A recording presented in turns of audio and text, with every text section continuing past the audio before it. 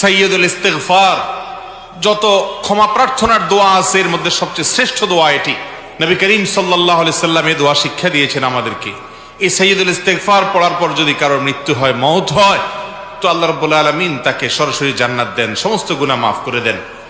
আল্লাহুম্মা আনতা রাব্বি, সাইয়্যিদুল ইস্তিগফারের ভাষা দেখেন। আল্লাহুম্মা আনতা রাব্বি, হে আল্লাহ আপনি আমার রব, আপনি আমার মালিক, আপনি আমার পালনকর্তা, আমি আপনার গোলাম। খালাকতানি, আপনি আমাকে সৃষ্টি করেছেন। ওয়া আনা আবদুক, আমি আপনার গোলাম। ওয়া আনা আলা আহদিকা ওয়া ওয়া'দিকা মাস্তাতা'ত, আপনি যে আমাকে আপনার রব হিসাবে আমার কাছ থেকে যে স্বীকৃতি নিয়েছেন, আমার কাছ থেকে যে ওয়াদা নিয়েছেন যে আমি আপনার কথা মেনে চলবো, আমি চেষ্টা করেছি, যতটুকু সম্ভব হয়েছে সে অনুযায়ী চলেছি। আবু উলাকা বিনিআমাতিকা আলাইয়া, আপনি আমাকে অগণিত নেয়ামত দিয়ে রেখেছেন, কত নেয়ামতের মধ্যে আমি